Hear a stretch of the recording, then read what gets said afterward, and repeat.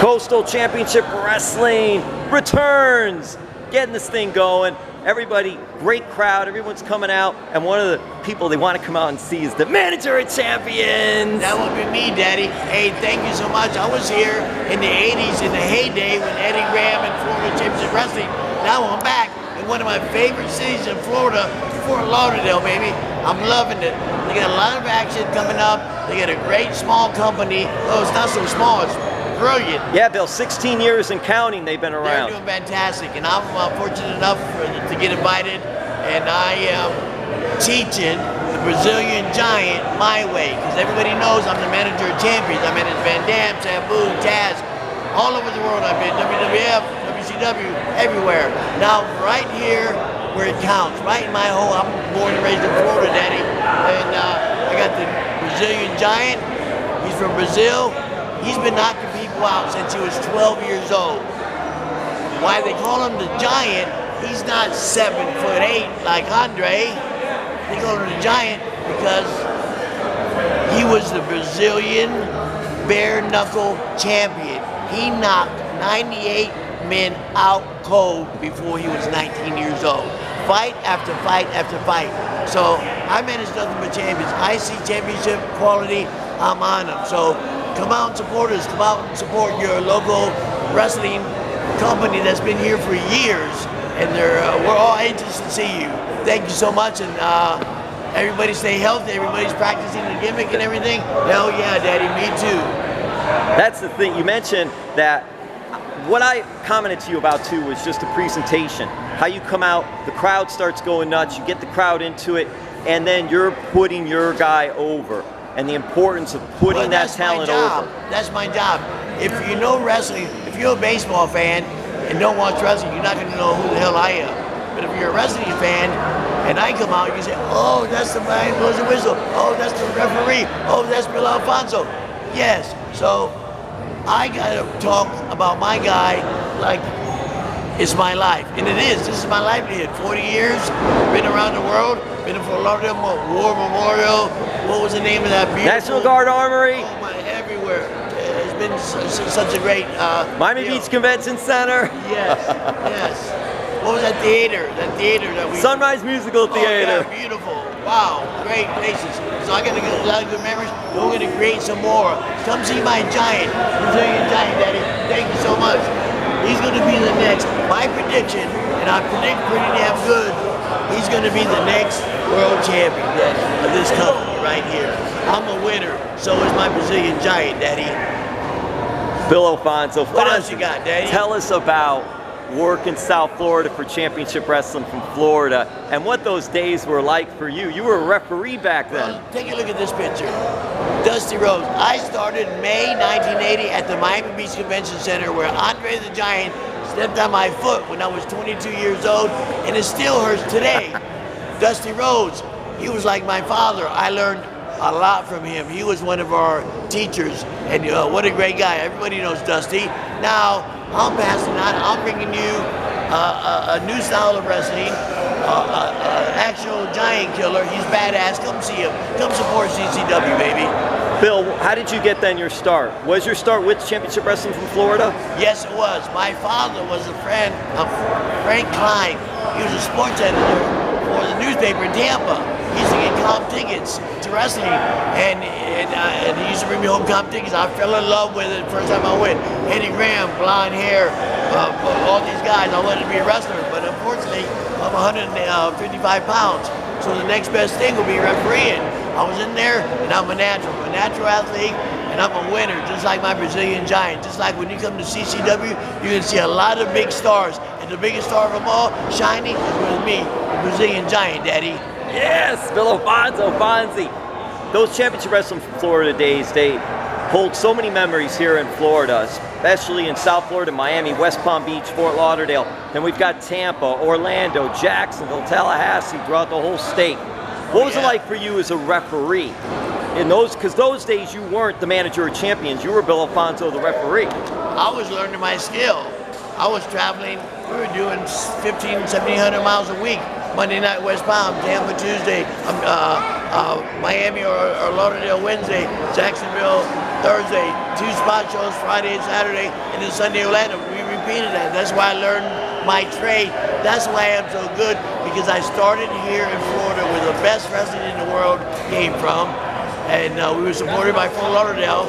All you people, come support us again, Daddy. I can't wait to see everybody. And if you know who I am, when you come to the show, come talk to me. I'll hook you up with a picture. If you want one, I got great classic pictures of me and Dusty, me and Andre, me and so on, all the guys. I don't mind handing out some comment. This is my job. I'm a PR guy.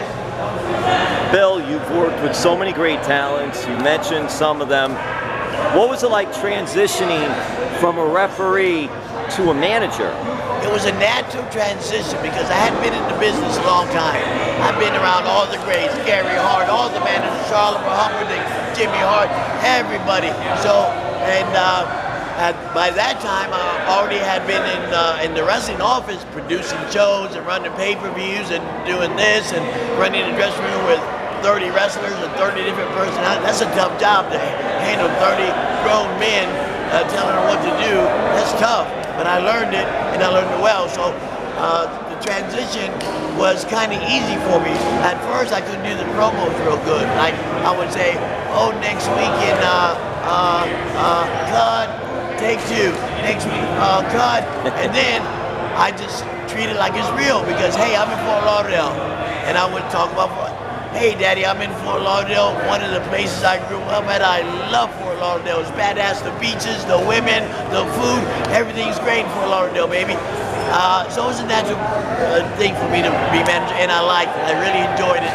And I ended up managing 3 world champions. And I ended up staying 5 years in ECW.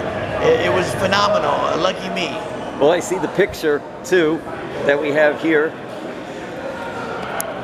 That's my world champions.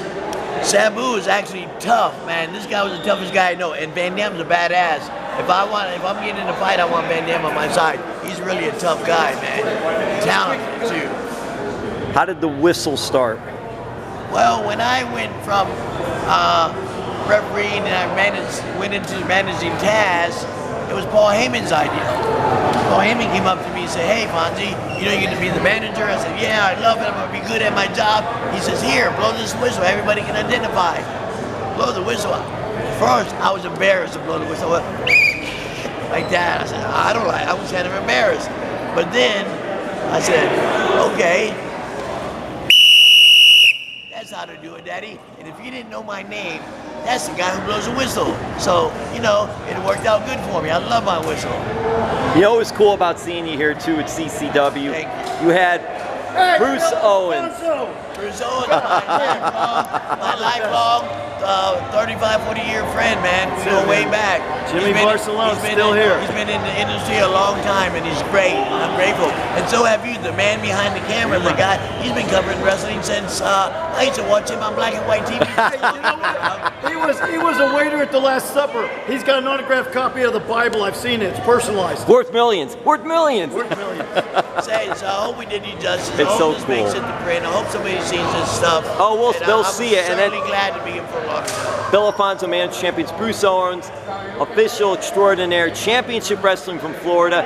Bruce, do you have any stories about championship wrestling in Florida while Bill's here that you could share? Wow, man. Something you could share, I said. What's the statute of limitations is 7 years. Tell them about the 47 weeks in a row we sold out Miami Beach Convention. Pack Song, Dusty Rhodes, Gary Hart, the Army. 47 weeks on a Wednesday night. Sold out. We were a part of that. Thank you. Very cool. Awesome. Bruce Owens, Bill Fonzie, man champions Fonzie, thank you so much. Hey, it was my pleasure. It's always nice to get interviewed by local celebrity like yourself. I don't know. Fort Lauderdale, it's always great to be here, man. And I will see you next time. Fonzie, real quick. Are there, you talk about tonight and who you're managing tonight? Yes. Are there others that you are managing? Different actually, groups, different places you're wrestling. I've been up in Cleveland for AIW. They're a badass company. They're like ECW when they started. They do a couple of shows a month. They draw 1,000 people. They do live stream on the internet. They do classic stuff. They get some really super talent. I've been there a year. I've been managing Matthew Justice, who's badass. He's really badass. He's their champion. He's my champion. And guess what? I just signed another year contract with them. We're going to start back up in August, hopefully, with the pandemic and stuff goes smoothly. We're going to start back. So look out for AIW. It's a really good look. It's wrestling at its best, and it's hardcore, blood and guts, pretty similar to ECW, but it's got its own identity. John Thorne is doing a terrific job, and I love going into Cleveland. I love it. Matthew Justice is badass. And Bill, do you keep in touch with any of the ECW guys? I call Sabu all the time. I talk to Todd Gordon,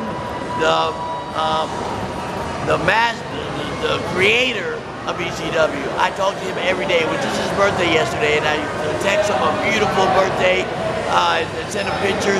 I talk to Van Dam all the time. Yeah, I talk to a lot of my guys. I talk to Paul Heyman once in a while. We are a family. Once you've been working with guys for years and years, you're like a family. I may not see Paul Heyman for 2 years or 5 years, but when we do see each other, it's like we never were apart. It's like that, really. We're a close-knit family. There's not a lot of us around.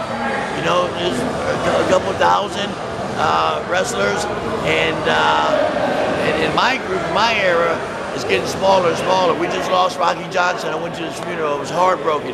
He bought me my first pair of cowboy boots in Amarillo, Texas. I didn't have the money, so I'll buy them for you, Fonzie. Rocky Johnson was a great guy. Sorry, we lost a lot of guys. But we're a small group, and come see us. Have a good time. And that's what I'm saying. CCW's shit. Fonzie, and with CCW, and I'll wrap it up with this. And thank you so much for the time. No, I want to.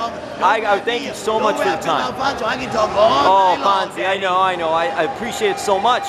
CCW is great. They returned. I see you're wearing.